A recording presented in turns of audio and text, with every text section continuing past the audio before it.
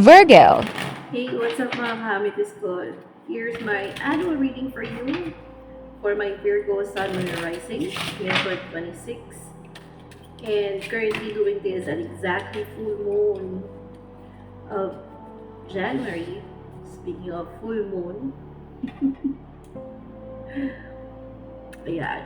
So, this will be a random reading of cards and sticks for you alone.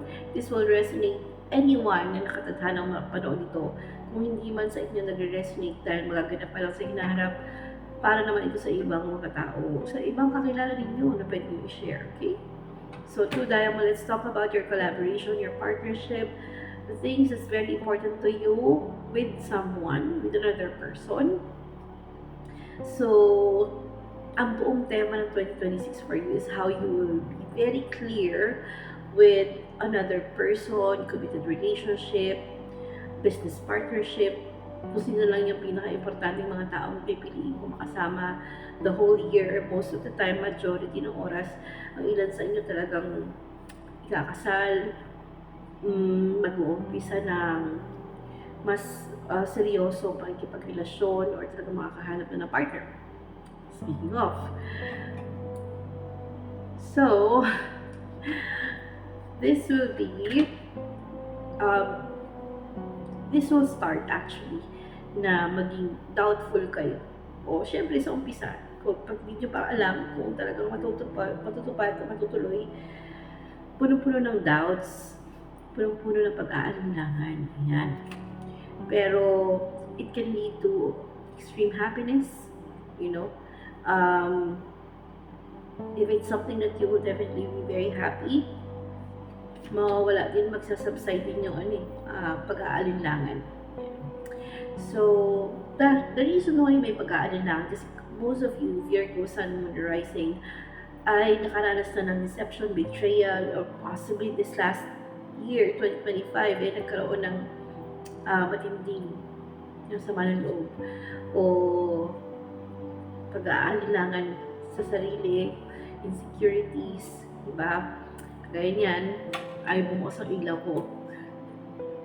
So, with that being said, this year, well, you have to begin this year loving yourself, knowing what you desire, understanding kung ano makakabuti sa puso mo, taking care of your health, taking care of your own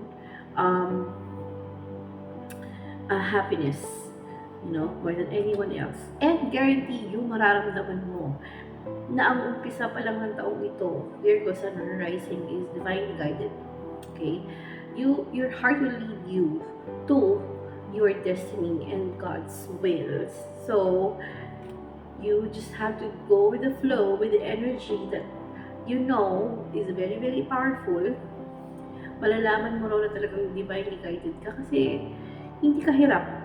Hindi ka, kahit na struggling outside or people will say, bakit you should be complaining, you should be struggling, it should be challenging for you.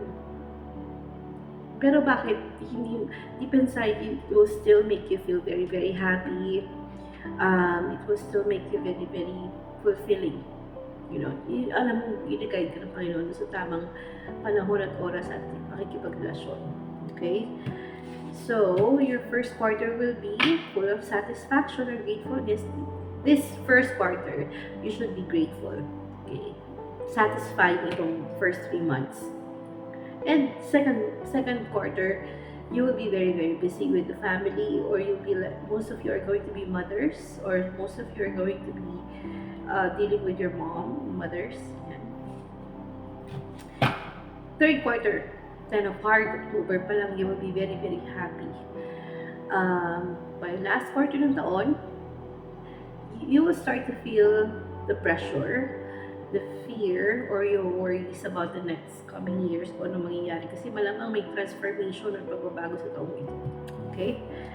And my tarot card will also provide a message, random. Ace of Cups, loving yourself more this year. will lead you to a happy life. Okay? May mag-uumpisang bagong pag-ibig, bagong pakikipagrelasyon, bagong rason para magmahal, bagong anak, bagong kaligayahan. Okay? Maturity. Very important din ang mga parents niyo, mga magulang.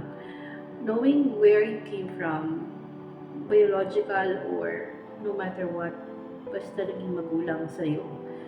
Hindi man sila perfecto, but you will definitely experience their struggle as well, or naranasan mo na.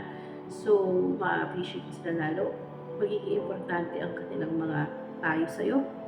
Or inihahanda mo na rin yung sarili mo to whatever will happen this year or next coming years related sa mga magulang or elders, and or it can be you preparing for your retirement or maturity. Okay?